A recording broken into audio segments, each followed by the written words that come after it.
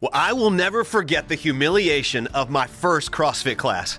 I was pinned at the bottom of my squat, and a girl named Jade had to lift the bar off my back.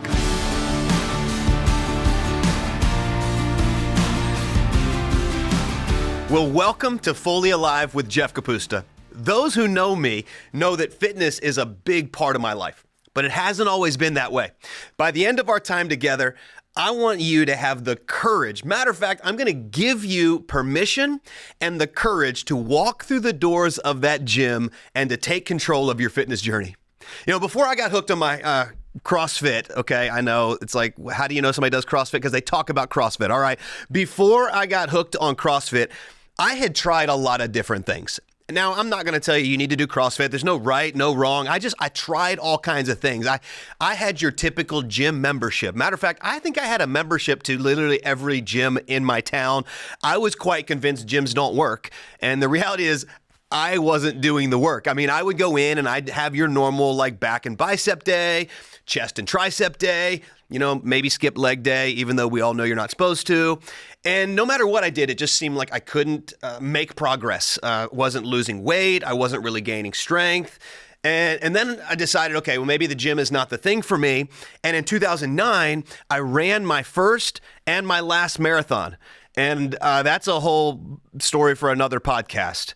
Then I remember trying my hand at P90X. I don't know if anybody here is old enough to remember P90X with Tony Horton. We did corn cob pull-ups, even though I really couldn't do pull-ups. I had all kinds of bands.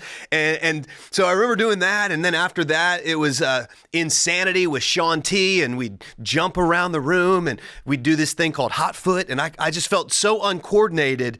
And I remember thinking, like, I don't know, maybe like fitness is it's just not a part of my journey. You know, looking back on my life, I was always a little bit of a heavier set guy, even though I was active. And I just remember getting frustrated. And it was like around 2008, I remember some military guys at my church that would tell me about this thing called CrossFit. They're like, oh, you got to try this thing called CrossFit. And at this point, I mean, I had heard a little bit about CrossFit, but I didn't know any gyms that offered it. People were like doing it in their garage gym, and I didn't have like room in my garage, let alone a gym, to be able to do this. And so a couple years later, about 2011, a guy in my church invited me to his box. Now, if you're not familiar, that's like language for the gym. The CrossFit gym is called the box. And so basically at this point, if you got somebody to join the gym, you got a free month. Well, he talked to the gym owner and said, hey, listen, if I get a buddy to come, can he have my free month? And I think if he gets a month under his belt, he's going to love it. And so I remember, man, I'll never forget, showing up that very first day.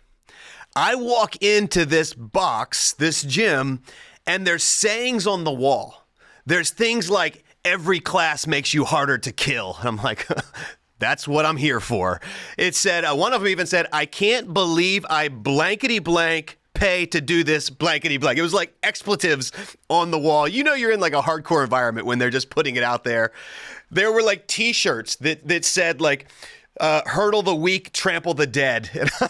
So I remember thinking, well, I don't know what I'm getting myself into. And I meet the instructor. His name is Brock. And consequently, he has continued to be one of my coaches for like the last, goodness, well, that was 2011, do the math, like 13 years or so of my life. And so we sit down for a foundation, and he walks me through. He's like, I'm going to give you the method behind the madness of CrossFit, and we're going to go over some basic lifts and movements. And if you've ever looked into CrossFit or anything like this, Olympic lifting, things like that, oh my goodness, there's like a whole new language you've got to learn. Like, what's a WOD? Okay, it's the workout of the day. There's Metcons, there's AMRAPs, there's EMOMs, there's, you know, we're going to learn push presses and clean and jerks and snatch, and it's just all these, I'm like, it was a little overwhelming. And then at the very end of this foundation class, my instructor had me do what I would now I'd consider now a simple workout. Back then, it nearly killed me. I remember showing up to the office and I gathered my staff. I was like, gather around. Let me just tell you about this near-death experience that I just had. And so I make it through foundations, and I'm now allowed to attend classes. And I remember coming to my first class, I was so excited. Intimidated but excited. I got new shoes, which I later found out were like the absolute wrong kind of shoes that you want to be able to lift in. And we get in there and we warm up and we're open up the shoulder, backstroke, turn the palm away from the body, and we're doing all of these like warm ups and getting our bodies ready. And then the coach splits us into pairs to do back squats. And I get paired with a girl named Jade. Now I've not back squatted. Like I've done a leg press machine, which I just want to say to those of you that are like, I can leg press 1,000 pounds. That is not a back squat, my friend. Okay. Like come at me in the comments if you want, but if you are just doing the whole leg press, no, look, I'm glad you're doing something, but people be like, I squatted 800 pounds. No, you didn't. Okay. You leg pressed and it's not the same. And so I've not done like barbell back squats. And so we get in there and, we get into the squat rack and we start warming up, start with the bar and then put on like some 25s. So we're at 95 pounds and 135 pounds. And it's starting to get heavy.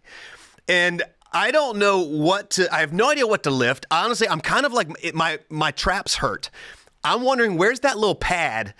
And I since learned you do not ask for the sissy pad, okay? You don't want that. And so the bar's hurting my traps. I don't have a pad to put on there. I have no idea how much that I lifted that day, but here's what I do know. I said to Jade, I was like, well, I'll just lift what you're lifting. Well, let me tell you something. Jade is incredibly strong because as I tried to lift what she lifted, I went down and the weight did not come back up. And she waited. And then eventually I'm like, help me. And she's lifting this weight off my back. And I just want to let you know that is where my fitness journey started. So if you are afraid of completely embarrassing yourself by walking into the gym, trying CrossFit or any other form of fitness, take it from somebody that has been there, done that, got the t-shirt, and went back for more. I need you to know that it's okay to start where you are. That's exactly what my issue is. If I show up, they're going to laugh at me. And I'm here to tell you that many, many years later, I'm glad I got started. And I want you to know that you'll be glad that you walk in, that you overcome those fears, and you get started. So I left that day, I bought new shoes, the right kind, and I kept showing up. Now, this is not like a CrossFit commercial. So if you've been turned off because I said the word CrossFit like 12 times already, hang with me, okay? I'm not saying that everybody needs to go to my gym. Here's what I want to tell you, though. I want to tell you that there's 3 things that kept me coming back. And I think that you need this, whether you decide to go the route that I went or a different route. Here's what kept me coming back. The very first thing that I found was coaching, because I was no longer wandering around the gym trying to figure out what to do. You've been there. You walk around, you look at this piece of equipment. You don't even know, like, I don't know how to do that thing. You're trying to watch other people. I had a coach that was writing up all the programming. And so I no longer had to wake up and wonder, what am I going to do at the gym today? And I didn't have to go online and try to find my own. And so I found coaching is one of the things that kept me coming back. The second is camaraderie. I was no longer that guy with my headphones on doing my own thing all by myself. I was working out with the same people day in and day out. And if I wasn't there, they were asking about me. And I need that. Chances are you do too. We all need some camaraderie, because with camaraderie comes accountability. So I got coaching, somebody telling me what I'm doing. I got camaraderie. And then here's the third thing. And I had no idea I was missing this in my life. Competition. At this point, when I found CrossFit, I was 36 years old. What in the world does a 36-year-old do to awaken their competitive edge? I'd found nothing. I'd golfed, but that was fun, but it's also frustrating. But, church league softball, maybe. I don't really want to get back into like that. And I found that when I finished my workout, even though it was so bad, see, in CrossFit, you would track all of your scores. So you'd do a workout and you'd have a score. It either took you, a certain amount of time, or you did so many rounds and reps. And what I found was something in me reawakened, and it's that competitive drive. I'd start looking at the board and I'd say, what did this person get? What did my friend get? And it pushed me to try to better myself. And that one of the things that we do is, in time, you'll do that workout again. Might be 6 months to a year later. And I started seeing, well, last time I did it took me 8 minutes and 37 seconds. And this time was 7 minutes and 40 seconds. I'm getting faster. And I had metrics. And I remember when I got to the 1 year mark, I had a blog, okay, back in the day. I had a blog and I wrote about my fitness journey. You know, I had pictures of when I started, and I had pictures at the 1 year mark, and I had gone through a physical transformation. And a funny thing happened. I get a text one day from a friend of mine. He says, "Have you seen this?" And it's a link. And I click it, and some fitness influencer, okay, this was kind of before everybody was an influencer, some fitness influencer had written an article titled America's Top 10 Fittest Christian Leaders. It's out there. Google it. It's hilarious. It's the only time that you will find Jeff Kapusta next to Joel Osteen and Rick Warren, okay? And you're thinking, Joel Osteen and Rick Warren, are they known for their fitness? Well, Joel is actually quite jacked. Rick Warren, not so much, but he did lead his church to lose like 1 million pounds or something. But nevertheless, I'm on this thing, and I remember local news stations contacted me about like, hey, can we run an article on you? And it was actually kind of embarrassing, but at the same time, it was an honor because this was a journey that I had started. It was intimidating, and here I am, 13 years later, and I'm still at it. And I'm older. And I'm fitter than I was way back then. Listen, I will take 49-year-old Jeff versus 36-year-old Jeff all day. And so this past year, I was doing this set of workouts kind of in October called Squattober. And just to kind of, a little humble brag here for a moment, if you'll indulge me, but I was actually able to set a back squat PR. So the very movement that pinned me, that Jade had to get the bar off my back, I set a double body weight back squat PR at 375 pounds. And so praise God, I'm not where I used to be. And I share all this with you because of this. I hope to motivate you. I know that like me, you're like, I got to start somewhere. I got to do something. But if I show up, I'm not going to be ready. And so often we tell ourselves like, I got to get in shape so that I can go to the gym, which is the dumbest thing ever. That's like, I gotta get my teeth right before I go to the dentist. No, it's why you go. Okay. Well, I can't go to the doctor because I'm sick. No, the reason that we start doing fitness related things is to get ourselves in shape. So if you're telling yourself I can't go because I'm not ready, please hear me. You got to start somewhere, okay? And so hopefully this will motivate you to begin to value your health. Nobody can do this for you, okay? Nobody can value your health for you. Life is a gift. When you start to value your health, when I started valuing mine, it not only had an impact on my life, it impacted my family, my wife, my friends, quite honestly, my workplace. But you've got to start somewhere. None of us can start where we wish we were at. We have to start where we currently are. And so here's my homework for you, okay? This week, when you do something, it might be you go for a walk.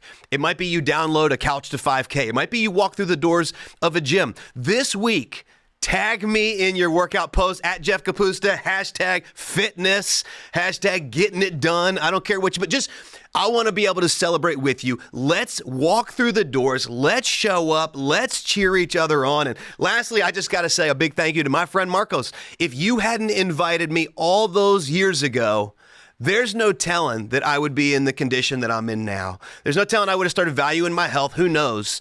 Who knows what life might look like? But your invite changed my life. And who knows, maybe you need to invite somebody else because it's going to change theirs. I'm better because of that invite. And I want to encourage you and motivate you. You probably won't get pinned under a bar, but if you don't show up, you'll never be able to get to, I think, your best. You'll never experience a life fully alive if you don't begin to value the health and the body that God has gifted you. Get after it this week. I can't wait to hear how you're prioritizing your fitness.